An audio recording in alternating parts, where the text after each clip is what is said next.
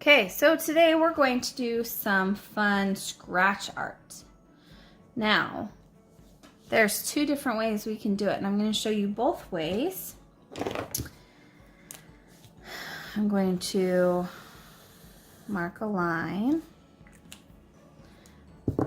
Now, like I said, there's two ways to do it. So, one is with oil pastels, which are very, very similar to crayon, which is the other way that we're going to do it. So this side is going to be crayon, this side is going to be oil pastel.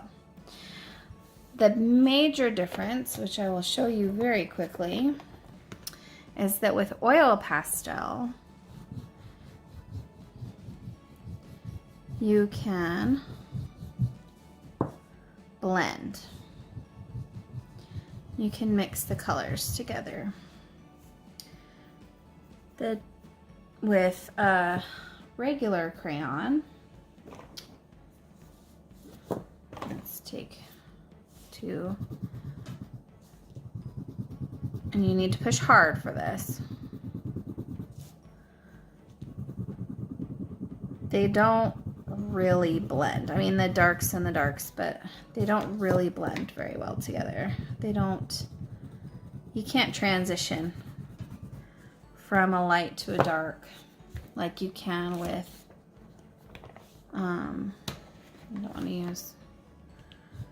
you can't mix them together and have them blend as well as you can this way. That's the major difference. Okay, so that being said, that is really the only big difference in doing scratch art. So I'm just going to make a whole bunch of different random, here, let's get this away from there we go. Hopefully that will help. There we go.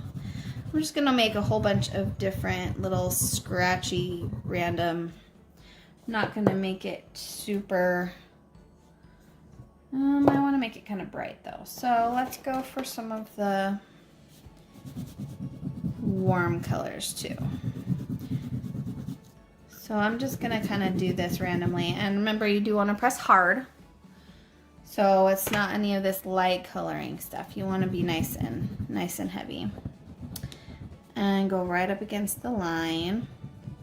You can use as many or as few colors as you want. It's completely up to you. This is my conglomeration of random crayons that my children have laying around. So doesn't matter the brand, doesn't matter the size, doesn't matter the color. You can do a color theme, you can do spiral, you can do lots of, pretty much the sky's the limit. You do whatever you feel like. Obviously the lighter colors will be lighter, so I recommend dark vibrant colors. But again, it's up to you, and you want to make sure all spots are completely filled in. That's the other main thing. So, amongst the things I've been working on, this has been one of my favorites. I've also been working on alcohol ink art, shaving cream art. Let's see, what else have I been working on? I've been working on lots of different watercolor techniques. All of it is kid-friendly, family-friendly. I'm super excited about it. I'm just trying to get organized and figure out what I want to do and how I want to do videos and how I want to do all of that fun stuff. I need green.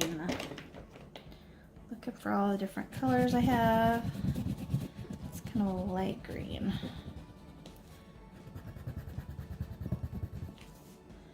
One of the first things that I did was on a paper plate. to make a circle. So you can like make a mandala or mandala, however you say it. So it's like the circle, and you make smaller circles and bigger circles and do that. So that is one option, fun option to do. I'm not doing that on this one, but I can show you in a later video. There's a darker green. I like this green better. So we're gonna do that one. I can show you in a later video how to do an actual circle one. But with my particular paper plates that I have, they're not paper on the top. They have a wax film over the top. So it didn't work as well. It pulled off the oil pastel a little bit. So what you could do is turn the paper upside down, paper plate upside down, where it is more of the paper, unless you already have a very it's paper like Chinette, I think was the brand that they used, the Chinette brand or something similar to make that on the inside of the paper plate. And I can show you in my, because I did do it, so I can show you my completed one and what I did. So you can see the effect and why I'm not extremely excited about that particular one, just because of it having a waxy film on the inside of the plate, which keeps it from leaking, and so that's completely fine, but not for the craft that I was trying to do. Okay, so there's the crayon side. So I did the crayon side.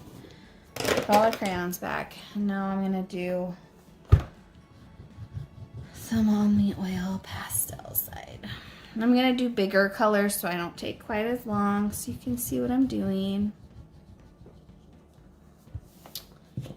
And I think that's red too. I believe that's, yeah, that's red too. There's the pink. Come get some. I'm gonna get some of the other colors off of this. Okay.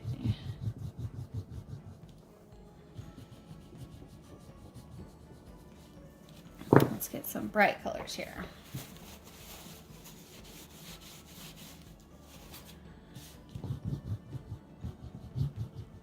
And trust me, it's not gonna matter unless you're taking the entire thing off what this part, how organized it looks. Especially at first when you're just exploring how to do this for the first time. Whether it's your first time or not, it's just fun. And I've always liked scratch art. Scratch art has been so fun from the very first time that I tried it. It's always been such a cool technique. And so to be able to make some on your own and share that with your kids, that's pretty fun. I did one with my daughter. I'll have to show you which one she did last week. It was really fun. There's some green. Now, this is oil pastel, not chalk pastel.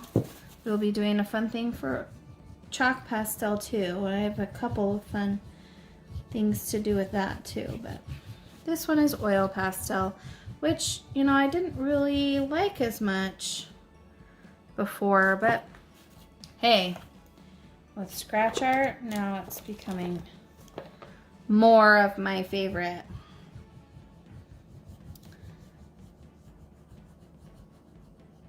Now you want to try, if at all possible, to avoid colors that are going to be complementary right next to each other. For instance, green and red are complementary colors, and so they make dark brown together. So if you want to avoid that, then try to make colors that are next to each other go together. Like yellow is in green, so yellow and green together just make a lighter green. So that works well. So when you're trying to combine colors, keep that in mind if you don't want to have some really off the wall colors. Like I can put some blue over here, and that's just going to add a little bit more green there.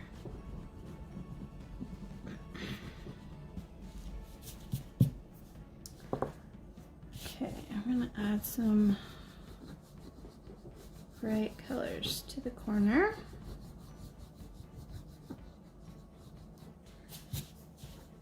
Okay. Let's cover that one up. Okay. I'm going to come in here between the two, kind of bridge the gap. Because yellow can work with green and yellow can work with red also. So that's a good way to bridge the gap if you don't want them to be all dark like that. Purples can go together with reds, so let's do that. Let's bring that up here. Let's find a darker purple. Ooh, I like that color. Okay, that can go with that. It doesn't go with yellow, so I'm avoiding trying to blend it with yellow. I can blend it with the red, but I can't really blend it with the other colors. So what can I blend with the other colors? Blue. You go back to a primary color that will go with those colors, and that's kind of how you can bridge the gap there.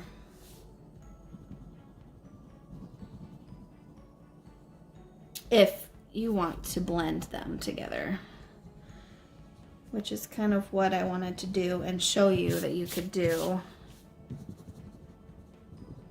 to blend, to make them all look similar. And you can like meld them together, but that's not the purpose of what we're doing right now. So the purpose of what we're doing is to make scratch art. So I'm going to do more of that because I like that color purple better. Okay. Now that we're all done and we're sufficiently dirty, little fingers there, I'm going to put my stuff away and I'm going to get out a paintbrush. A pretty good sized paintbrush. So I'm using this one, which happens to be, I don't even know what size. It's a 5/8 inch. It doesn't really matter what size, and it doesn't matter what color or kind, just as long as it's not going to take you forever to cover it. I am covering it with just some black craft paint. And I would put some on wax paper, but I didn't get wax paper out, even though it's like right next to me. So I'm just putting some on my brush. And actually I'm going to get wax paper out because I just got this tablecloth and I would prefer not to ruin it right away. Okay, so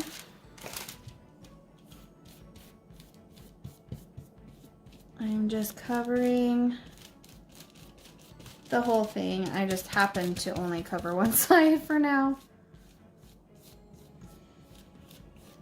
But really, you're just covering the whole thing. And I like to paint without wasting too much. So, and it pretty much covers the same. I was worried that it would be harder to paint one side than the other, or it would be different in some way, shape, or form, but it really is not. I didn't find a difference having to do anything special to cover it.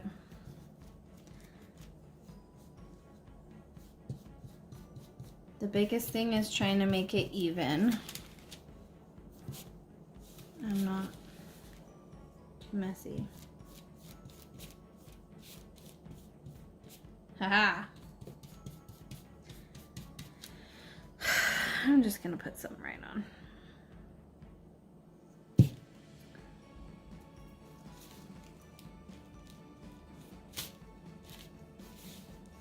And sometimes I would recommend you just taping it, which we will do with our watercolor stuff, because taping it keeps the water from making it go everywhere. Just protects it better. Okay, so you're making sure that you're covering everything good, and then you let it dry. So while that's drying, I'm gonna put it over here, and so I can show you the ones that I have already done. And then I'll show you what happens with the finished project.